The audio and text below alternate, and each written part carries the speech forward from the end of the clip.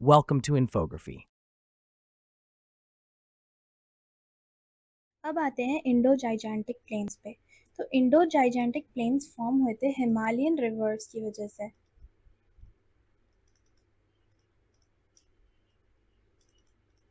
जैसे कि Indus, Brahmaputra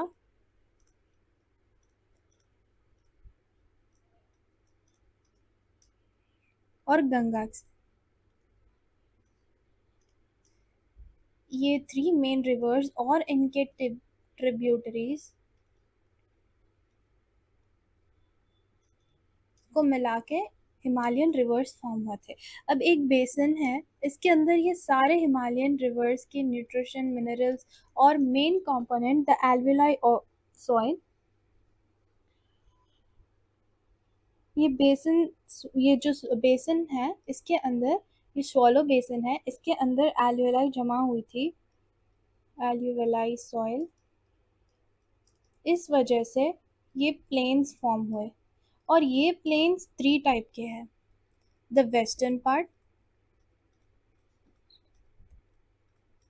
the eastern part और the central part.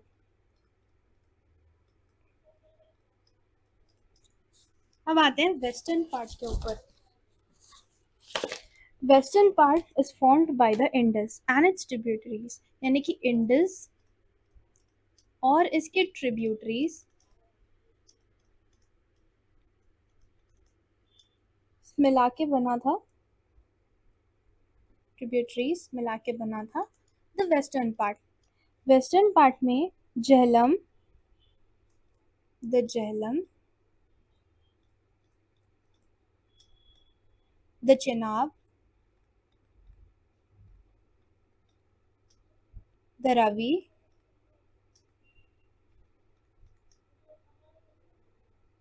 The Beas and the Sutlej, Sutlej. ये सारे हिमालय से फ्लो होके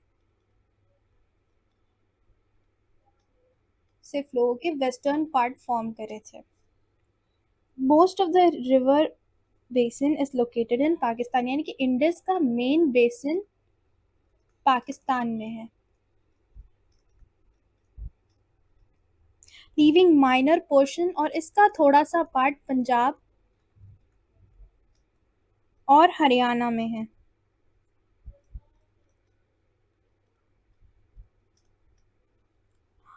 In the region, the Doab features dominant and the fertile land between the two rivers.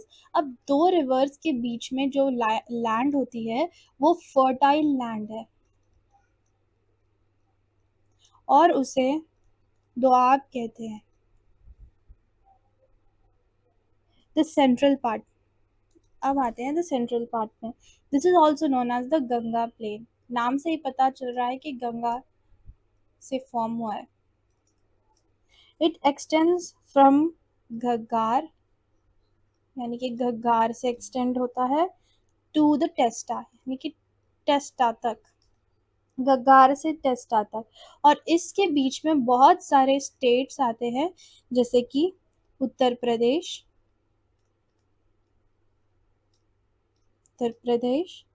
Bihar और थोड़ा सा हरियाणा,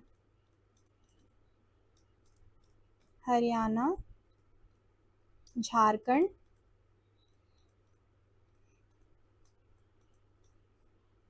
एंड वेस्ट बंगाल। इन सब के थोड़े से पार्ट्स और Uttar Pradesh and Bihar completely. The river Ganga, Yamuna and the tributary stream. तो इधर क्या होता है, गंगा, यमुना एंड सोने, कोसी, ये सब ड्रेन होते हैं इधर और फॉर्म करते हैं द गंगा प्लेन और the central plane.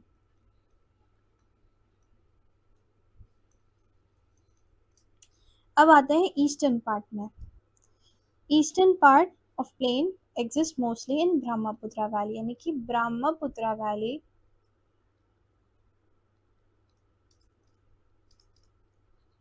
Eastern part है, जो कि आसाम में प्रेजेंट है। आसाम। द रिवर ब्रह्मपुत्र, यानी कि ये ब्रह्मपुत्र वैली इसके पीछे रिस्पॉन्सिबल है। ब्रह्मपुत्र रिवर, ब्रह्मपुत्र रिवर से फॉर्म होता है Brahmaputra valley. The Himalayan reverse while flowing down deposit gravel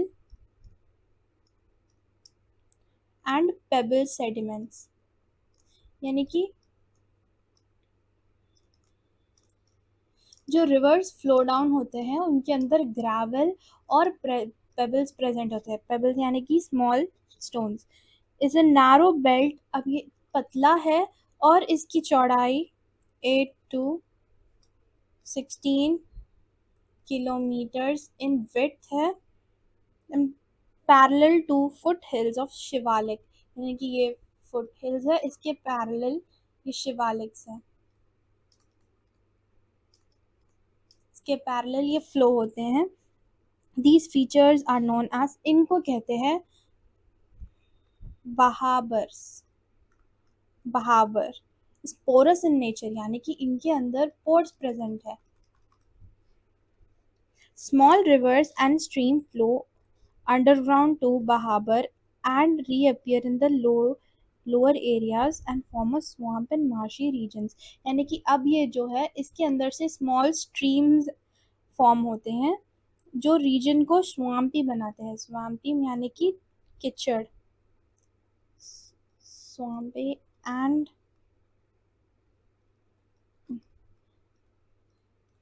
स्वाम्पी and marshy,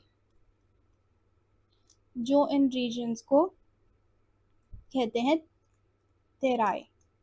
the regions had thick forest, अब क्योंकि ये स्वाम्पी और मार्शी और उसमें वाटर प्रेजेंट है तो यहाँ पे थिक फॉरेस्ट फॉर्म होते हैं। और रिच वेराइटी, अब फॉरेस्ट है इसीलिए rich variety of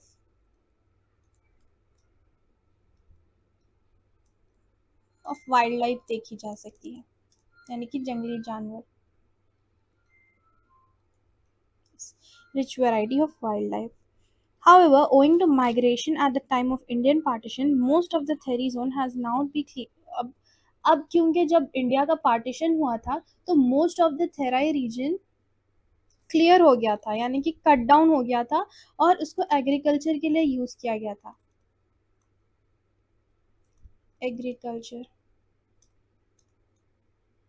Fine alveoli plain regions are found towards the south, तो alveoli alveoli alluvial soil, ये रीजन फॉर्म हुआ था और ये प्रेजेंट था साउथ ऑफ थेराई में। अब आते हैं पेनिनसुला प्लेटू को।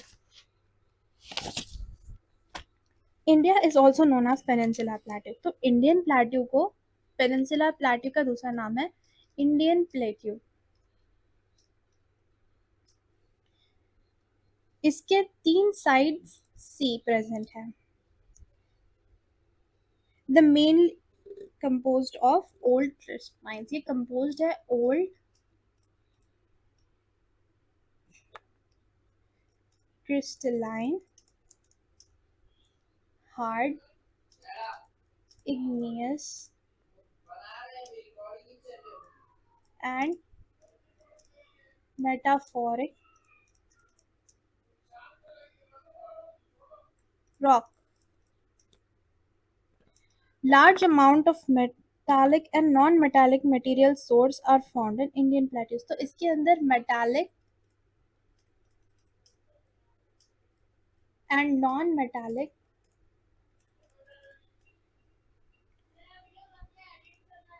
minerals present है।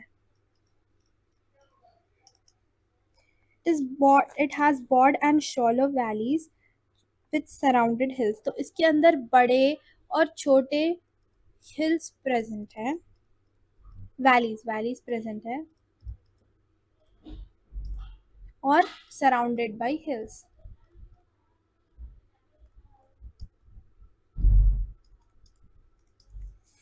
The topography of plateau is slightly tilted towards the east. तो ये थोड़ा सा ईस्ट के तरफ टिल्टेड है.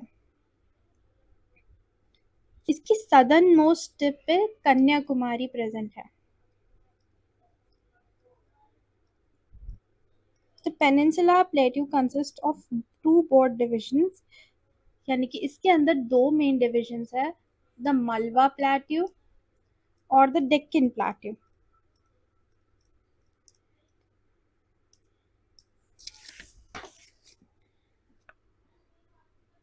तो Deccan plateau,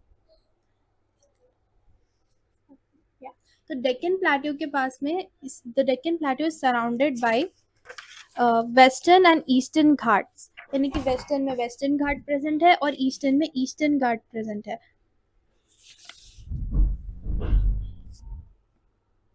The portion of Peninsula Plateau lying towards the south of Narmada, a triangular landmass, is called the Deccan Plateau. तो इसे कहते हैं डेक्कन प्लेट्यू, जैसे कि आप देख सकते हैं यहाँ पे इसे डेक्कन प्लेट्यू कहते हैं. Satpura Range forms the Deccan Plateau's north edge, while the Mahadev, the Kaimur Range, and the portion of Maikal Range are the eastern edges. तो इसके एजेस में सातपुर, सतपुरा, ये नॉर्थ एज फॉर्म होता है इससे.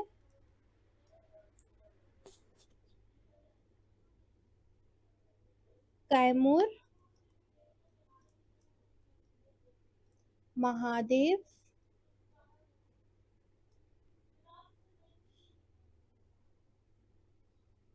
फॉर्म करते हैं eastern as.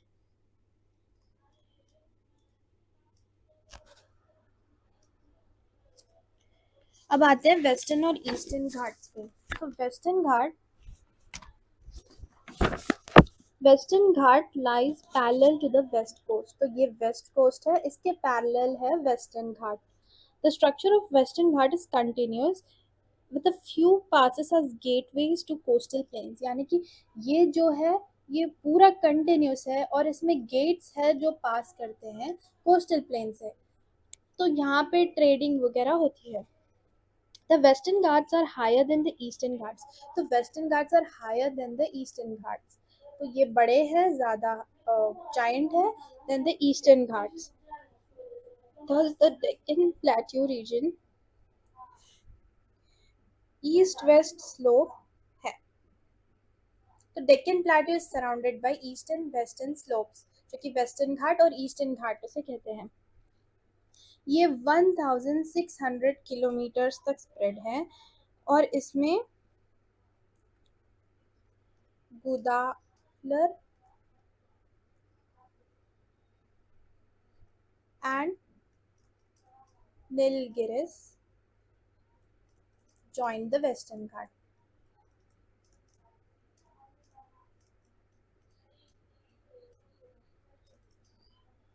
They rise over a feet for about, अब इनकी ऊंचाई है 2000 मीटर्स, 2000 मीटर्स तक का इनकी ऊंचाई है. और the famous hill station are, इनके फेमस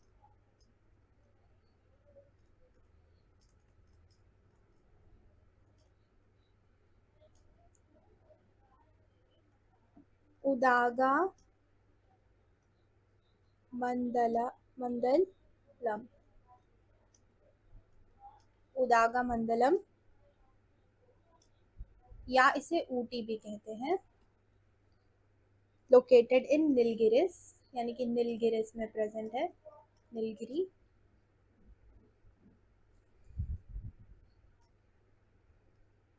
दोदा बेट्टा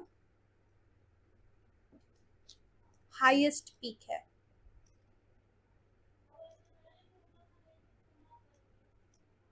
2637 मीटर्स पे.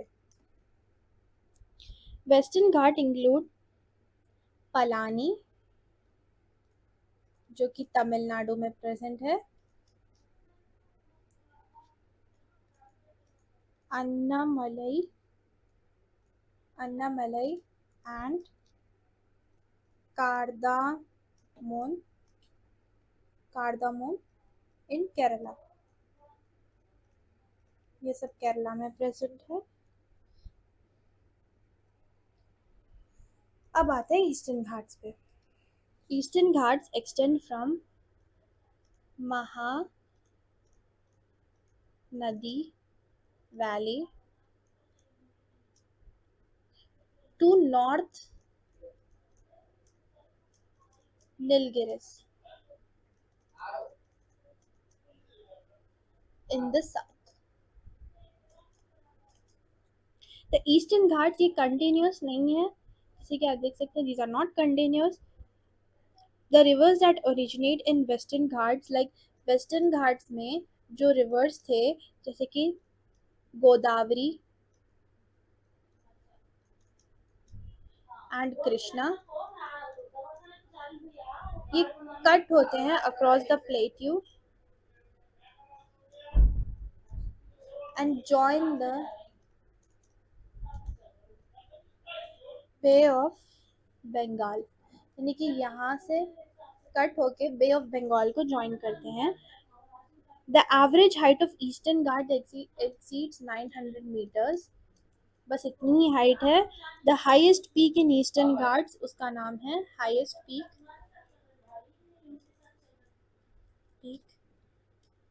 अरोमा कोंडा, जो कि चिंतापल्ली में प्रेजेंट है।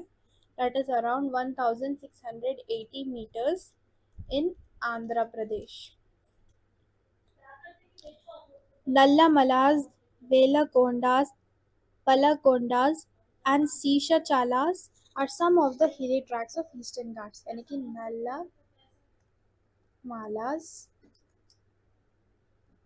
Velikondas, Palakondas, and Sishatchala, ये सारे हिली ट्रैक्स हैं ईस्टर्न घाट्स के। अब आते हैं थार डेजर्ट के पास। Thar desert is located in the leeward side of Aravallis. तो अरावली के पास में है, और इनके पास में रेन बहुत कम है, rain very less, ranging from 10,000 to 150 millimetre per year, यानी कि इतनी कम बारिश होती है। The desert consist of sandy plains and rocky outcrops, तो यहाँ पे रॉकी एरियाज है एंड सैंडी प्लेन्स है। इट ऑक्यूपाइज, यानी कि ये ऑक्यूपाई करता है western Rajasthan. It has arid climate with very low vegetation, गर्म क्लाइमेट है, hot and low vegetation, humid भी प्रेजेंट है। Luni is the only river in this area, तो एक ही रिवर है जिसका नाम है Luni.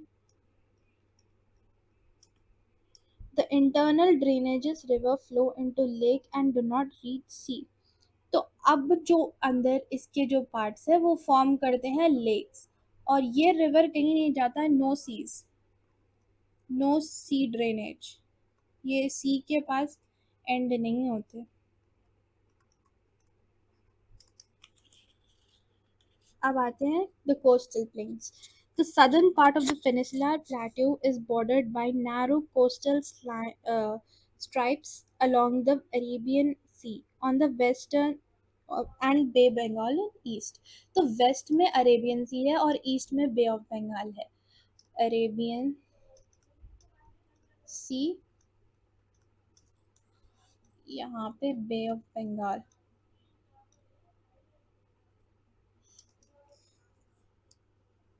The western coast starts from Rann of Kutch and ends to the Kanyakumari. तो कच्छ से स्टार्ट होके कन्याकुमारी पे एंड होता है। वैसे ही it is narrower than the eastern coast. तो ये जो है ये ज्यादा पतला है देन द ईस्टर्न कोस्ट। तो ईस्टर्न कोस्ट ब्रॉड है और ऊपर तक है, यहाँ पे से इंडिया वो एंड हो जाता है।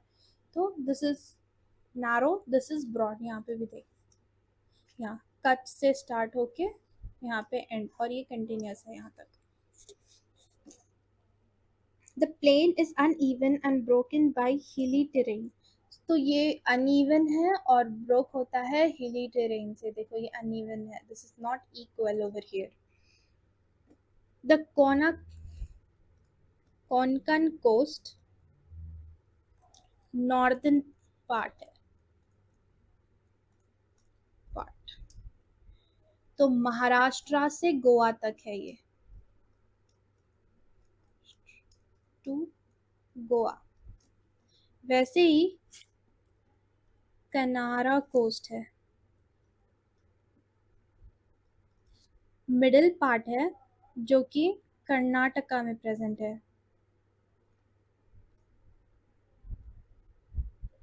Middle part. इसके बाद है Malabar coast, the southern part. Malabar coast southern most.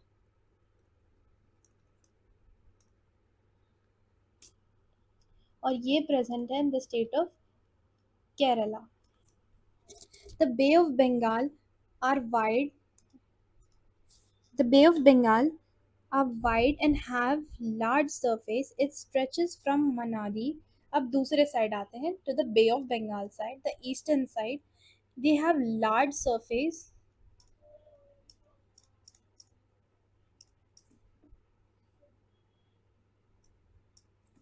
It stretches from Mahanadi, यानी कि महानदी से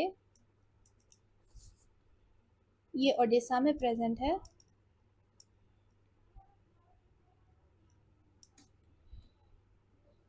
टू कावेरी, जो कि तमिलनाडु में प्रेजेंट है। तो वहां से वहां तक स्ट्रेच होती है। These plains are formed by river. अब इसके अंदर जो प्लेन्स है ये फॉर्म हुए because of river Mahanadi, Godavari, Krishna and Kaveri. और ये पूरे वेरी फर्टाइल है, यानी कि एग्रीकल्चर बहुत अच्छा होता है। The coastal plains are differently name locally. तो ओडिशा में इसे उत्कल कोस्ट कहते हैं, आंध्र प्रदेश में किरकार कोस्ट कहते हैं, और तमिलनाडु में Coromandel coast. Coastal zones are eligible enables rich fishing source. तो ये कोस्टल प्लेन्स इन्हें रिच फिशिंग सोर्स देते हैं। लेक्स लाइक चिल्का लेक, जो कि ओडिशा में है,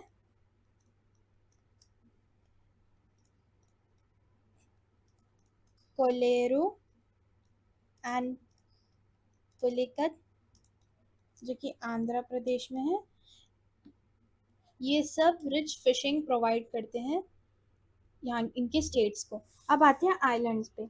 आइलैंड्स के दो ग्रुप्स हैं। फर्स्ट है Andaman and Nicobar island.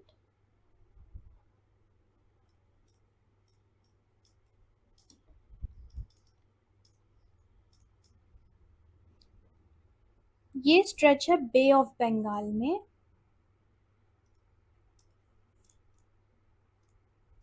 The Lakshadweep islands,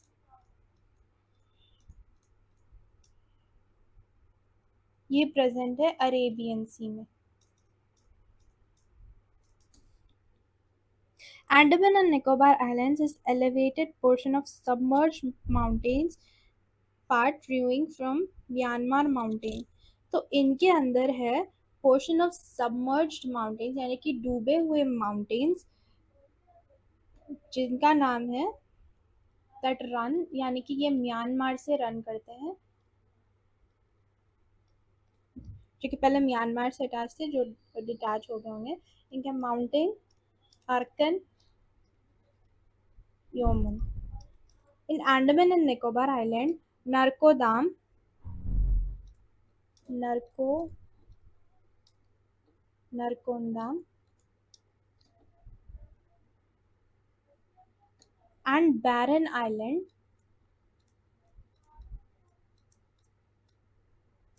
उनके पास वॉल्केनिक